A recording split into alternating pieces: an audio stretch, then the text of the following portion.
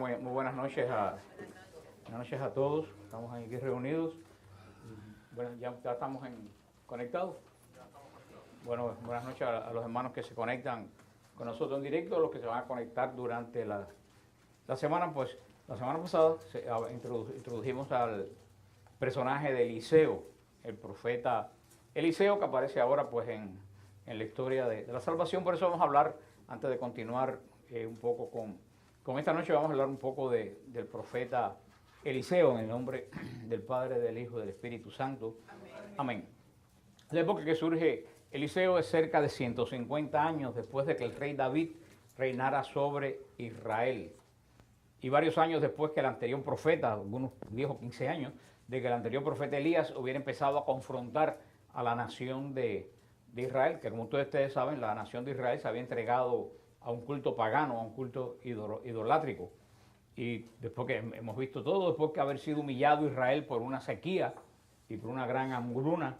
¿Se acuerdan por qué vino la sequía? Porque ellos adoraban al dios Baal, que era el dios de la lluvia. Por eso el Dios de Israel humilla a la nación diciendo: ustedes adoran a ese Dios, pues no va a haber lluvia, ese Dios no da lluvia, la lluvia la doy yo, el Dios de Israel.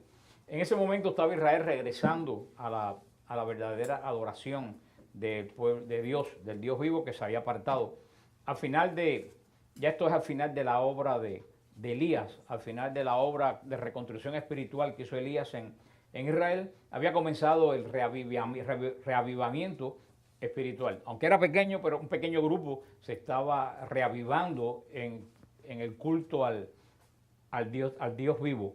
La misión profética de Eliseo, que va a tener Eliseo, va a ser preparar a Israel para la reforma religiosa. Elías plantó la semilla, Eliseo es el que va a llevar esta reforma religiosa de restauración, de volver al culto del Dios de Israel, de Yahvé. El culto de Israel le va a tocar al profeta Eliseo. Eliseo es totalmente un profeta del Antiguo Testamento. Eliseo totalmente está insertado en el Antiguo Testamento, y Eliseo vivió alrededor de 800 años antes de Cristo. Vivió el profeta Eliseo. Una época en que Dios se había involucrado de una forma directa con el pueblo a través del profeta Elías. Alrededor de ese, Dios envió en esa época por lo menos 30 profetas al reino del norte. Se acuerdan que está dividido el reino del norte y el reino de Judá. Por lo menos 30 profetas el Señor mandó al reino del norte, pidiendo, haciendo un esfuerzo para que el pueblo de Israel regresara de la idolatría y regresara al culto de Dios vivo. Elías es el que va a dar la batalla y derrotar el paganismo. Eliseo es el hombre que va a restaurar a Israel. Por eso que Eliseo es tan importante. A medida que Elías se acerca al fin de su ministerio, Dios lo guió para que ungiera a este hombre joven llamado Eliseo como su sucesor. Eliseo va a ser el sucesor directo del profeta Elías. Eliseo, hijo de Safat, era de Abel Meholá, en el valle del Jordán. Eso lo vimos a la vez anterior, en Primera de Reyes 19:16. Era un hombre del valle del Jordán, del reino del norte. Cuando uno baja de Nazaret, cuando uno baja de Jericó o sube de Jericó a Jerusalén, de esa zona que atraviesa el valle, de esa es la zona donde Eliseo vivió. Después de unos años de entrenamiento con Elías, Eliseo se va a convertir en el vocero de Dios para el reino del norte. Así que esto es lo importante, que Eliseo va a ser el vocero que usa a Dios para hablarle al reino del norte.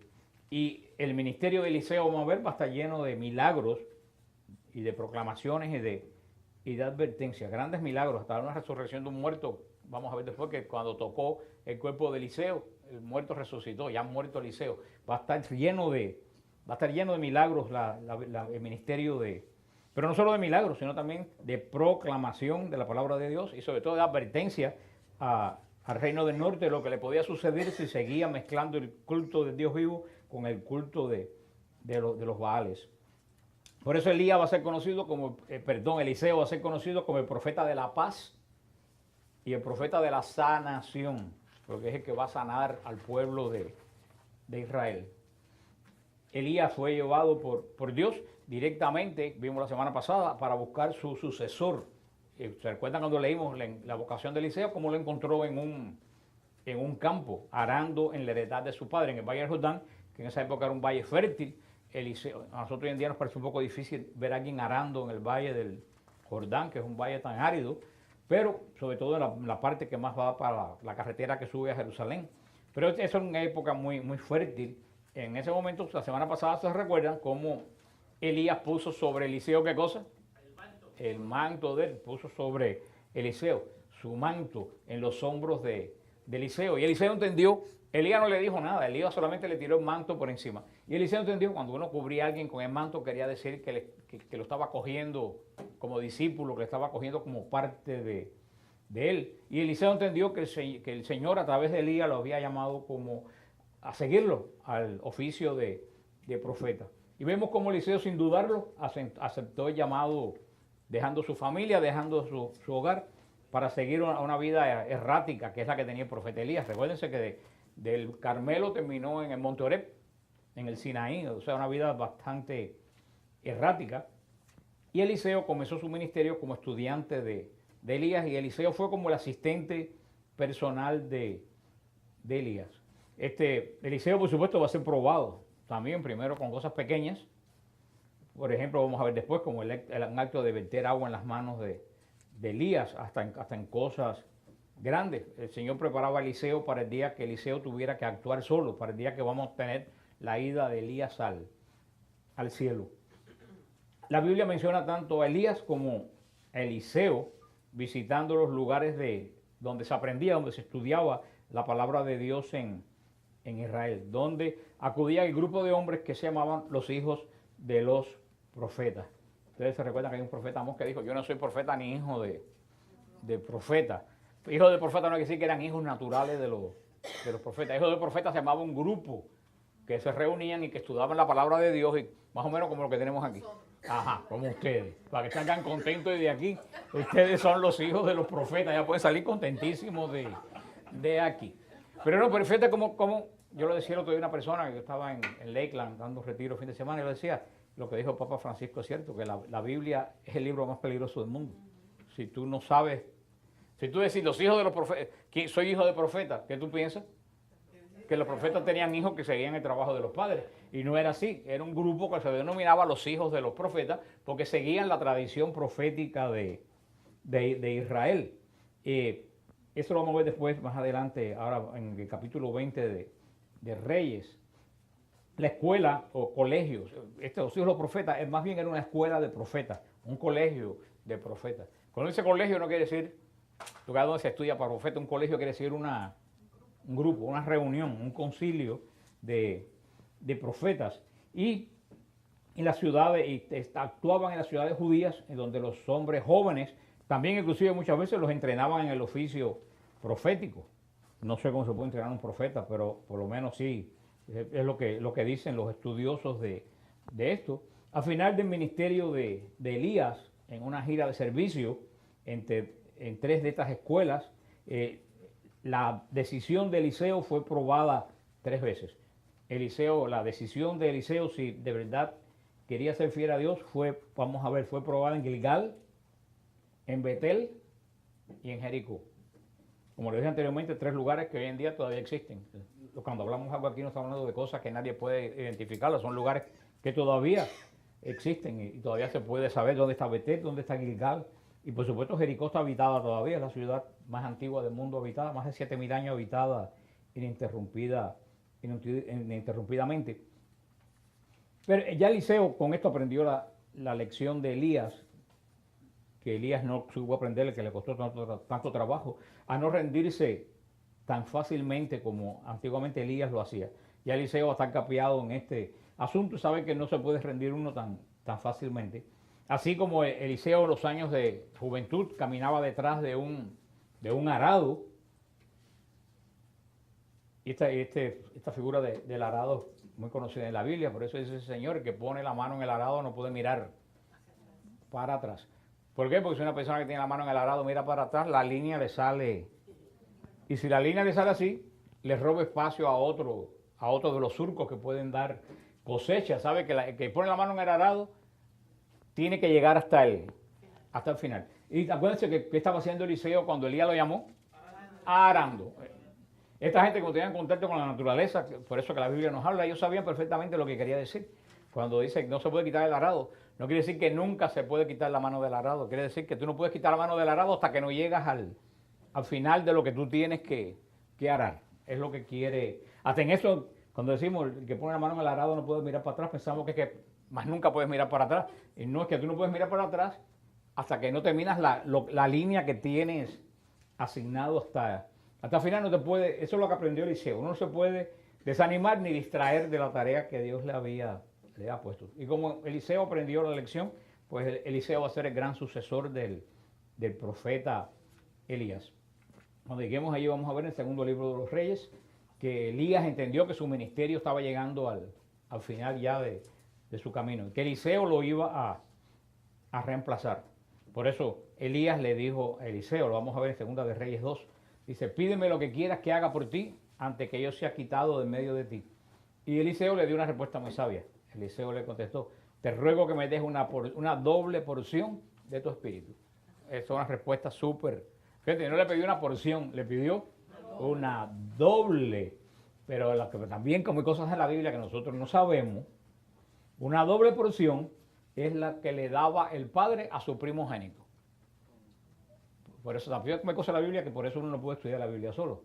La doble porción no es que Eliseo era un gandío, es que doble porción es lo que le daba el padre. Todos los hermanos tenían una porción. El primogénito tenía una doble porción.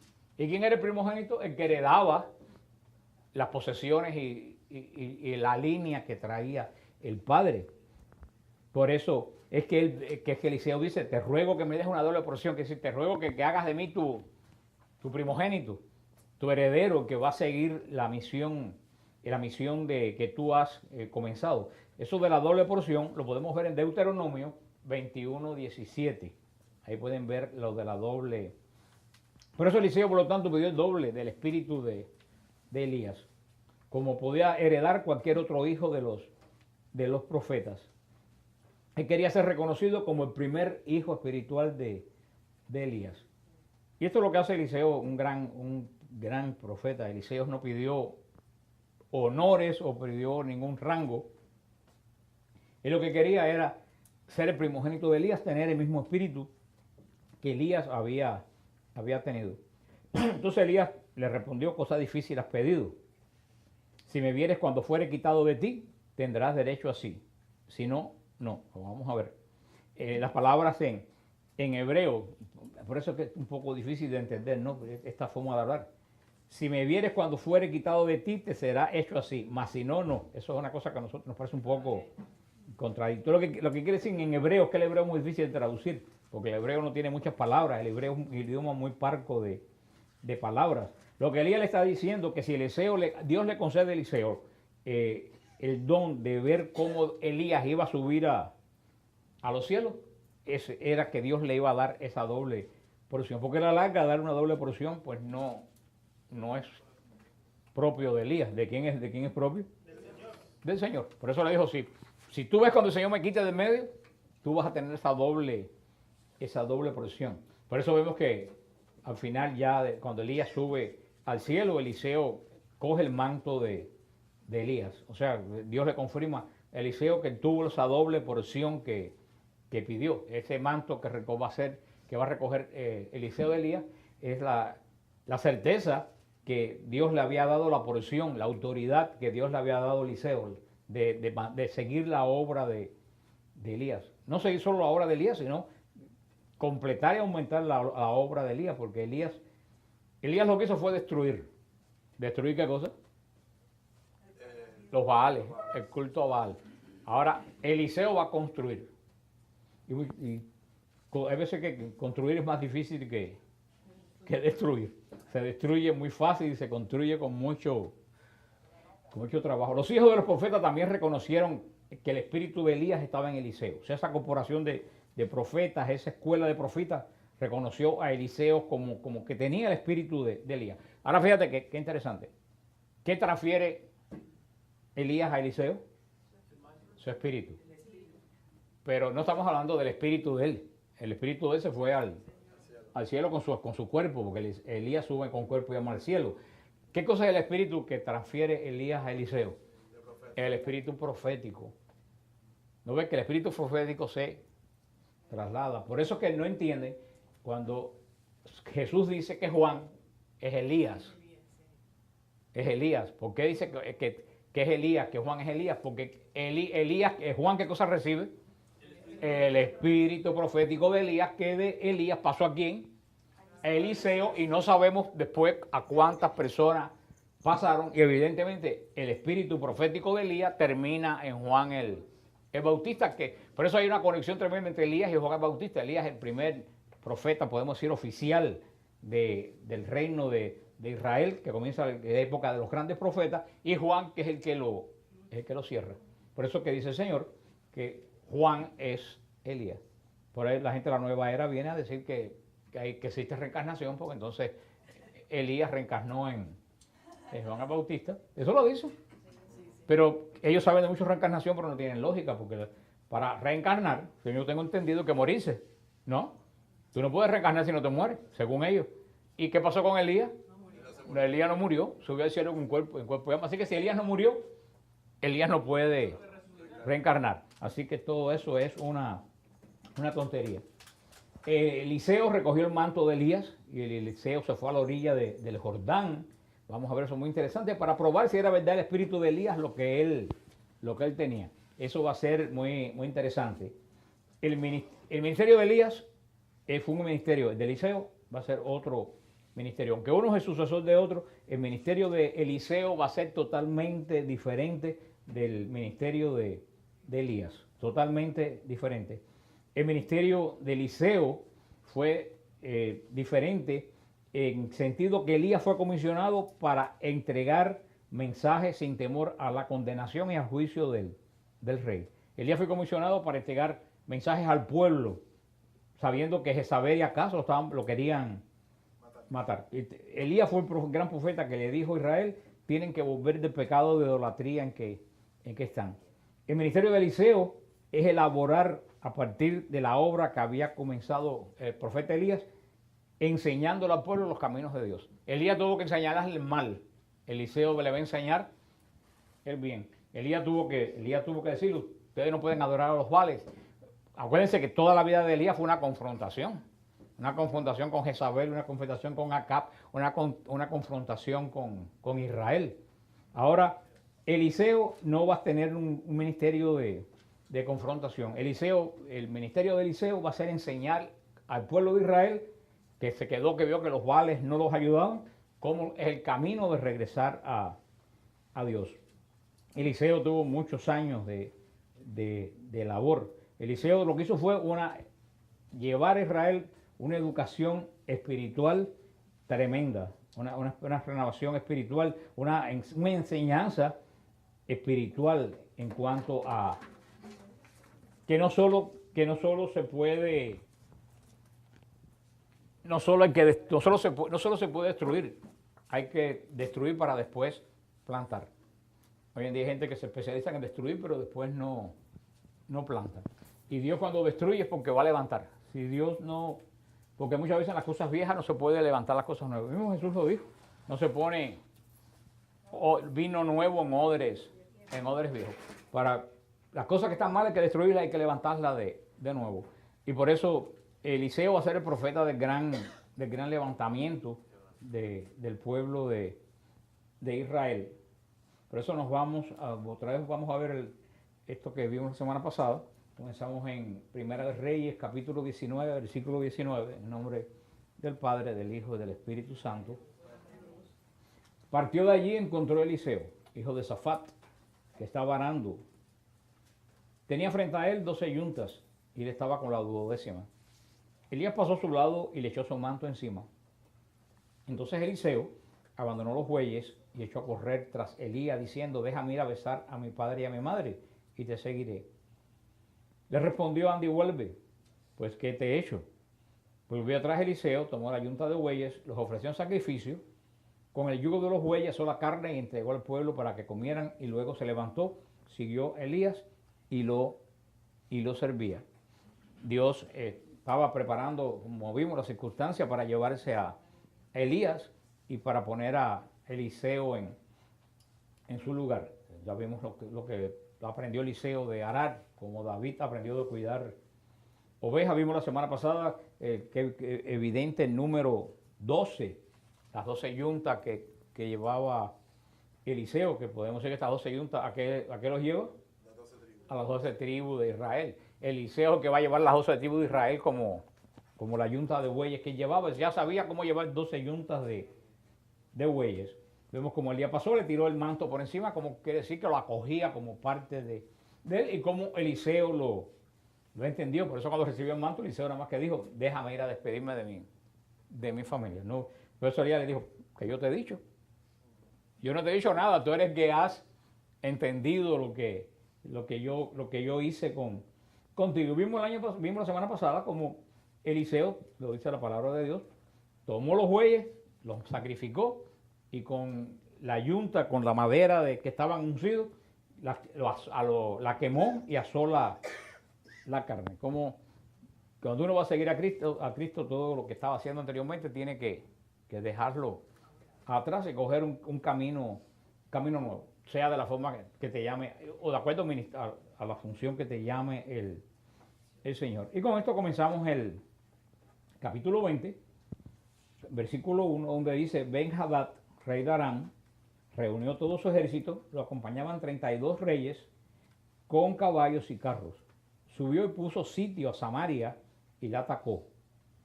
Envió mensajeros a la ciudad a Ahab, rey de Israel. Le decía así habla Ben-Hadad, tu plata y tu oro son míos, tus mujeres y tus hijos son míos. El rey de Israel respondió, como tú digas, rey mi señor, tuyo soy yo y todo lo mío. Volvieron los mensajeros y dijeron, así habla Ben-Hadad, envía a decirte, dame tu plata, tu oro, tus mujeres y tus hijos. Así que mañana a esta hora te enviaré mis siervos que registrarán tu casa y la casa de tus siervos y echarán mano de cuanto sea precioso a tus ojos y se lo llevarán.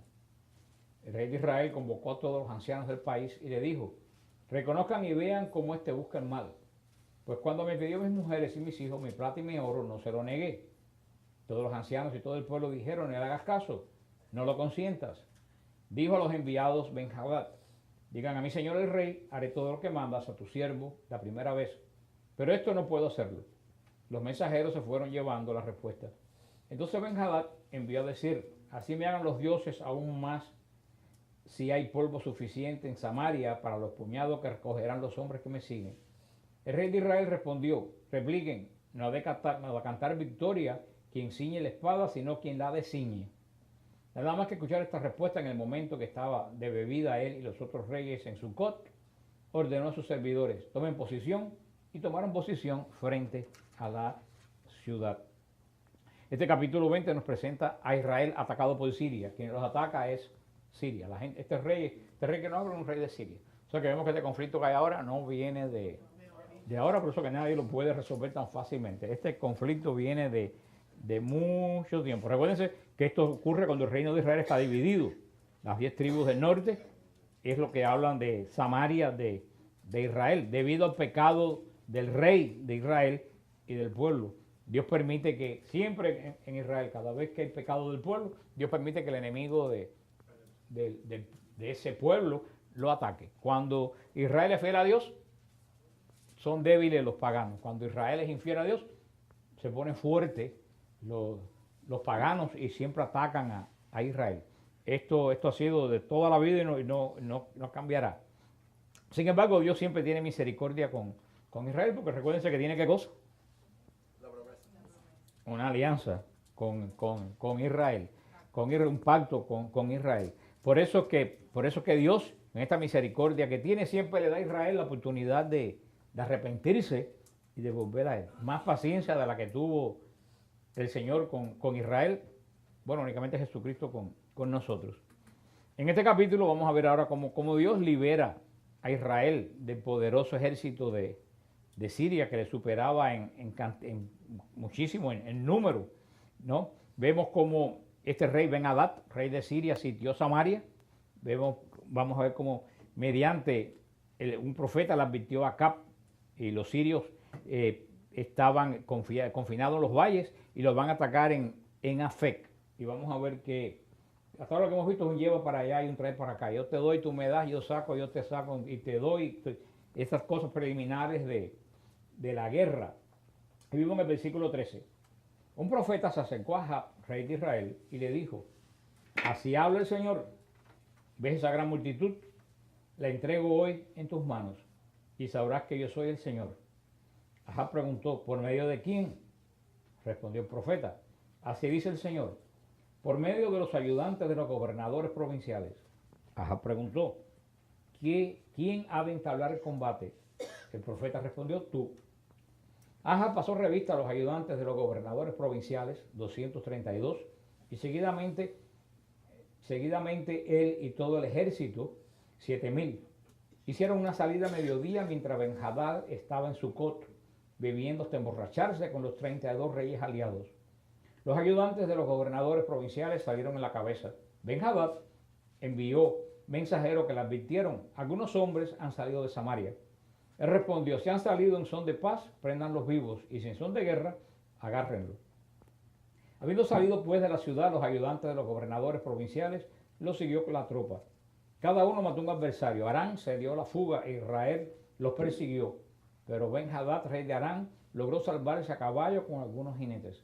El rey de Israel salió, atacó a los caballos y carros e infligió a Aram una gran derrota. Vemos cómo, a pesar de todas las infidelidades de Israel, Dios siempre es fiel.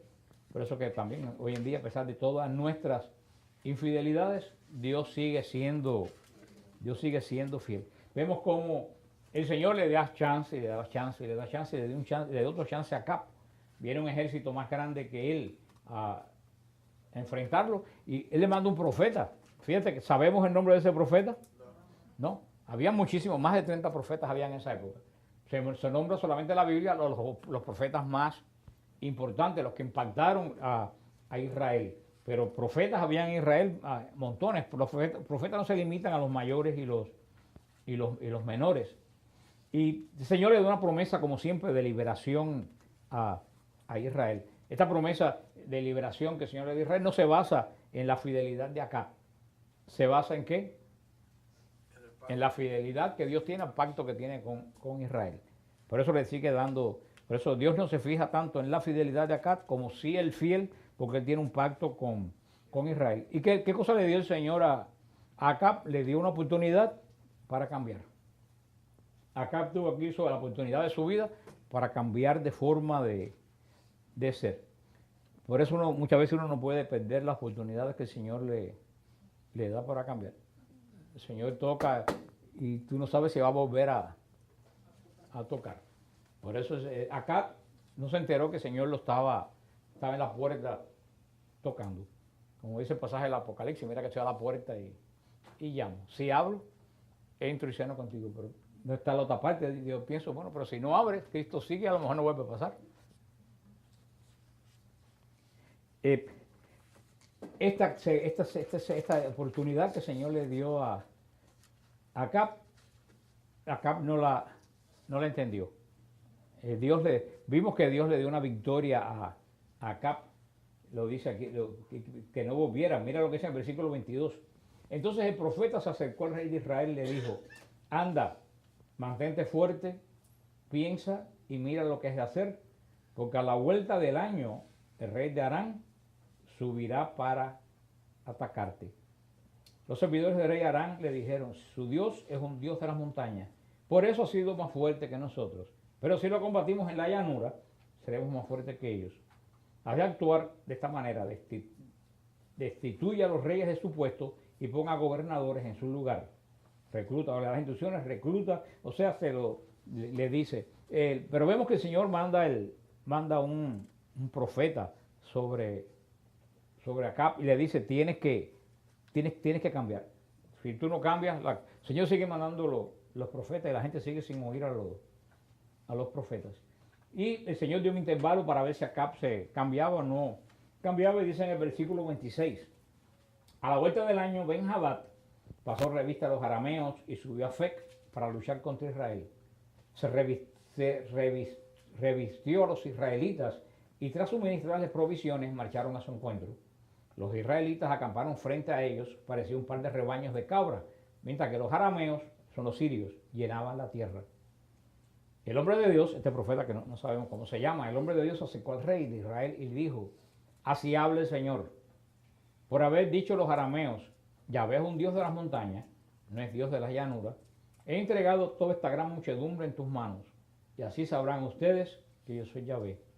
Estuvieron acampados frente a frente durante 7 días, y el séptimo trabaron batalla. Los israelitas derrotaron a los arameos, 100.000 hombres de infantería en un solo día. Los supervivientes huyeron a la ciudad de Afec, pero la muralla se desplomó sobre los 27.000 supervivientes. Ben-Hadad huyó y se refugió dentro de la ciudad, en una habitación interior. Dijo a sus servidores: conozco que los reyes de la casa de Israel son reyes misericordiosos. Pongamos sacos a la cintura y cuerdas a la cabeza y salgamos ante el rey de Israel. Tal vez nos perdone la vida. Se ciñeron sacos a la cintura y cuerdas a la cabeza y se presentaron al rey de Israel diciendo: tu siervo Ben-Hadad pide, perdóname la vida. Él respondió: ¿está vivo todavía? Es mi hermano. Los hombres adivinaron el sentido y lo tomaron a la palabra, diciendo: Ben-Hadad es hermano tuyo. Él dijo: vayan y tráiganlo. Ben-Hadad salió hacia él lo que subió y lo que lo subió a su carro.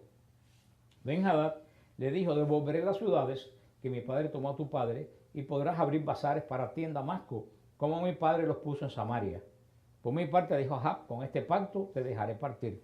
Estableció un pacto con él y lo dejó partir. Vemos que una vez más el Señor le dio la victoria a Acab sobre el rey de Siria. Dice que Yahvé se puso bravo porque los sirios dijeron que Yahvé era un dios de la montaña.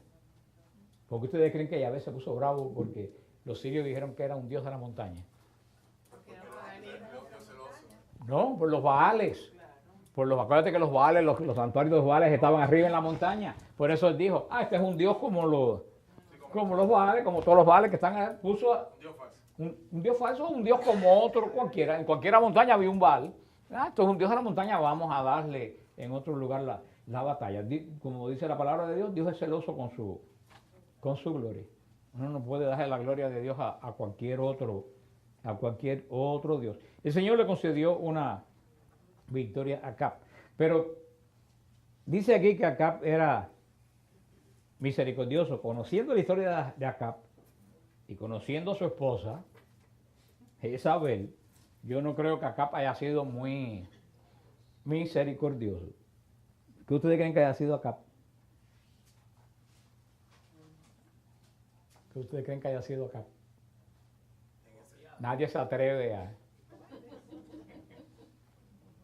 ¿Ustedes creen que dejó a este hombre porque era misericordioso? Dice él, si cobarde. Bueno, como nadie dice nada, como nadie se atreve a decir nada. ¿Tú sabes lo que yo pienso? A lo mejor era cobarde, pero yo creo que Acab era peor que cobarde. Acab era indolente. ¿Qué es una persona indolente?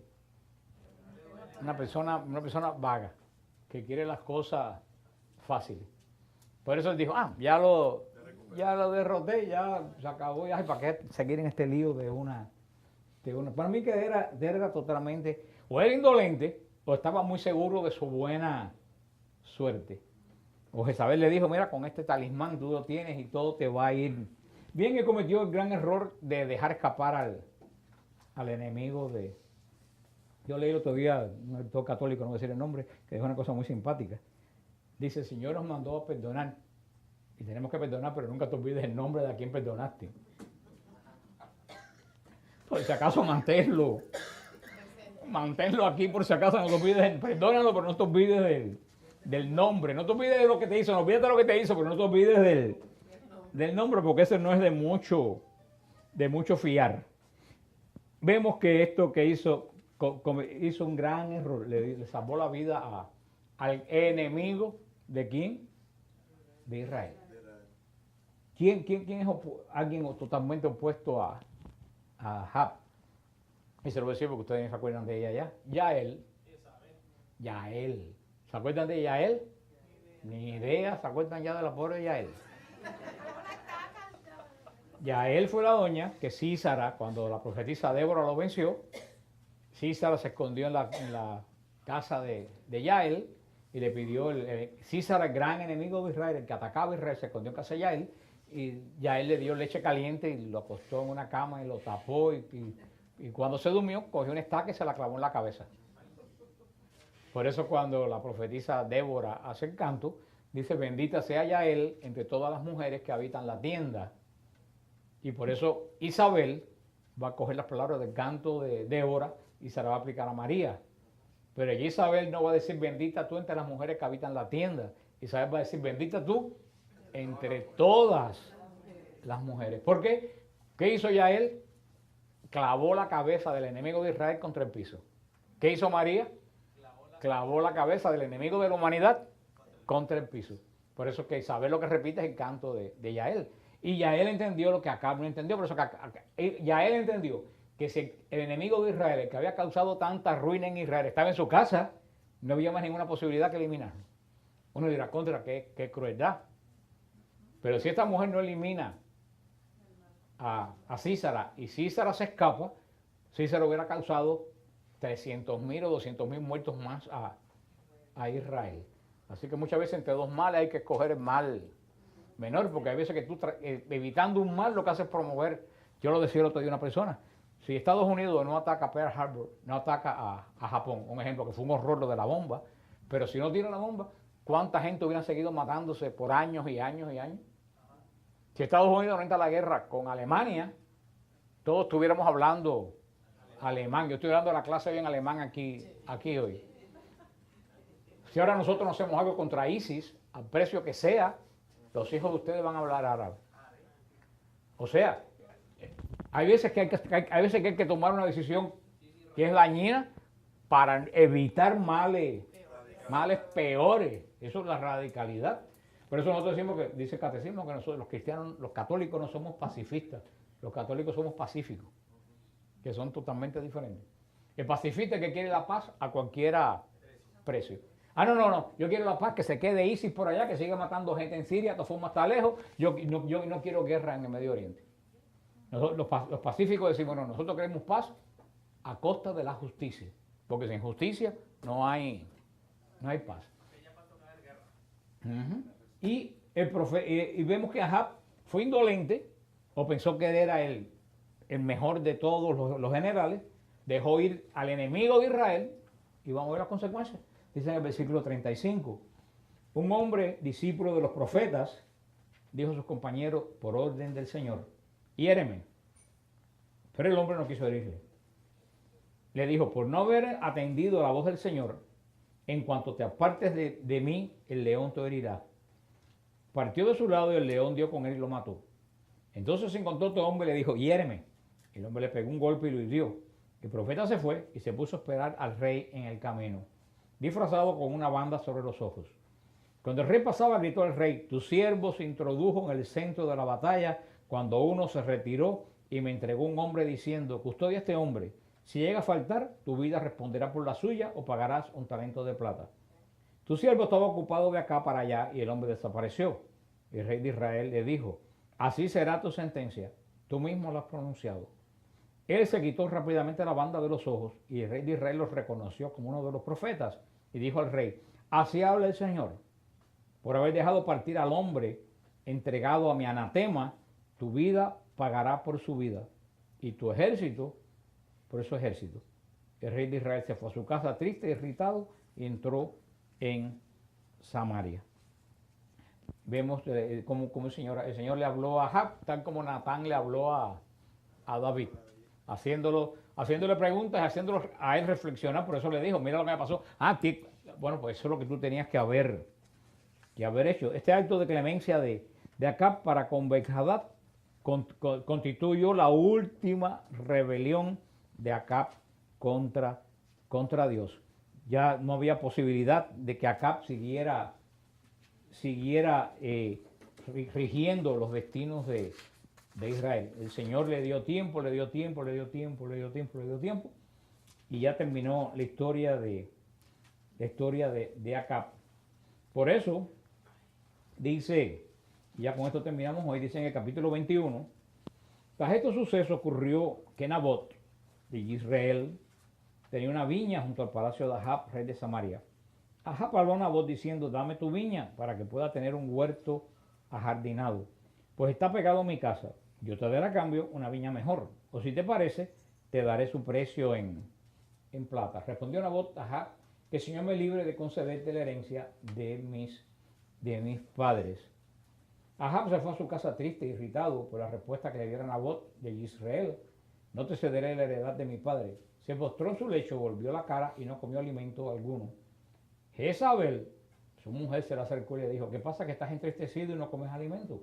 Él le respondió, hablé con Nabot de Israel y le propuso, dame tu viña por el valor en plata, o si lo prefieres te daré otra viña a cambio. Y me respondió, no te cederé mi viña. Jezabel, su mujer, le respondió, ya es hora de que ejerzas el poder regio en Israel.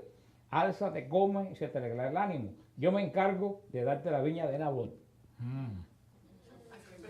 Ya tú sabes, si Jezabel se ocupó del problema, vamos a ver la próxima vez que nos reunamos cómo Jezabel va a resolver el problema. Por eso yo digo que Acab era un hombre indolente, porque tiene un problema. No se le dio qué hizo, se tiró en la cama a morirse contra la pared. Acab era un hombre indolente. Acab no le hacía frente a las situaciones. Es muy difícil, por lo que estábamos viendo ahora para terminar, es muy difícil para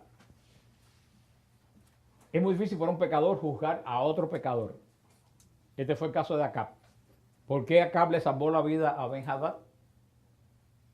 Porque era tan pecador como él. Era un rey tan corrupto como él. Un pecador muchas veces le cuesta mucho trabajo a no ser que sea un descarado, hacer juicio de otro pecador, porque cuando hace juicio con otro pecador se está poniendo en evidencia. Y aquí entra, por eso vemos también, podemos decir, ver de cierta forma la intransigencia de Dios en este capítulo, pero esta intransigencia de Dios está basada en toda la historia de Dios con Israel desde que salió de Egipto. Todos los pactos, todas las alianzas que hizo Israel con pueblos que eran idólatras. ¿Y se recuerdan que le dijo el Señor a Israel? Cuando llegues a la tierra que te voy a dar, no imites las costumbres de los que están ahí, porque por culpa de ser ellos así, están perdiendo la tierra. ¿Y qué hizo Israel? Los imitó, poniendo baales y sacrificando niños a los niños recién nacidos a los baales. O sea que esta es una historia que no se puede juzgar por el momento. Es verdaderamente una historia larga. Este vaivén de Israel en la idolatría y vuelta a Dios. ¿Se acuerdan los jueces? Vuelta a Dios, vuelta a la idolatría, regresa a Dios, regresa a la idolatría. Fue una batalla de Dios con Israel. Y aquí vemos verdaderamente que Dios escogió al pueblo de Israel. Porque podía Dios haber puesto la Biblia que Israel era un pueblo dócil a Dios continuamente, pero la Biblia no miente. La Biblia pone a Israel como un pueblo dócil. No, como un pueblo terrible. Es como los apóstoles, por eso que la Biblia no miente. Pedro, si la iglesia escribe los evangelios, como dicen los ateos y eso por ahí, hubiera puesto a Pedro, que es la roca de la iglesia, hubiera puesto a Pedro un poquito mejorcito, ¿no? No hablando disparates y traicionándolo a lo último. Entonces tú ves que en la Sagrada Escritura los hombres de Dios no tienen miedo de exhibir sus miserias. Porque cuando el hombre exhibe su miseria, Dios es grande. El problema de Israel, es sencillamente que, y yo creo que todo esto que estamos viendo lo resume el Señor cuando llora sobre Jerusalén. Y la frase que dice sobre Jerusalén, para mí esa frase dicha por Dios, y que dice, ¿qué más pude hacer por ti que no hice? Esa frase es terrible, dicha por Dios. ¿Qué más pude hacer por ti, Israel? Cuando llora por Jerusalén, está llorando por Israel. Dios le dice, ¿qué más puedo hacer por ti, Israel? ¿Qué más yo pude hacer que no? Hice todo lo posible por ti. Yo lo hice. ¿Y con qué tú me pagaste? Con un rechazo continuo. Y por eso que Jesús pone la parábola de los que manda a cobrar, el hombre, el rey que manda a cobrar la deuda que tiene. Cada vez que manda uno, lo matan. Manda a su sirviente y lo matan. Y por último dice, voy a mandar a mi hijo pequeño. Como es mi hijo pequeño, no lo van a matar, y lo mataron también. Eso es lo que el Señor hizo con Israel. Después que no tenía quien mandar, vino él mismo. ¿Y qué hizo Israel? Lo mató. A ver, yo quiero que me digan, después de eso, ¿qué más puede hacer Dios? Por eso es que la ira de Dios cayó sobre Israel y de Israel no quedó absolutamente nada sobre la tierra. No quedó, dijo Jesús, no va a quedar piedra, porque Dios tiene misericordia y Dios espera, pero cuando hace así, se acabó. Suerte que, ¿cuánto esperó Dios por Israel? 2000 o 3000 años Dios esperó Dios por Israel. Y al final viene el enviado que ellos están esperando. Y lo rechazaron, y no solo lo rechazaron, lo mataron. Así que después de aquí no hay absolutamente nada más que hacer. Y seguían con un templo dándole culto a Dios. Pero tú ves cómo la gente se equivoca se equivocaron ellos, nos podemos equivocar también nosotros. Israel estaba seguro porque tenía un culto a Dios, era el pueblo de Dios. Y vino Dios y lo mataron. La frase que dice, vino los suyos y los suyos no los recibieron. O sea, pero también Dios puede venir a nosotros y no conocerlo ni no recibirlo. Así que, bueno, terminamos en el nombre del Padre, del Hijo y del Espíritu Santo por este año. Le damos gracias a Dios por este año que hemos terminado.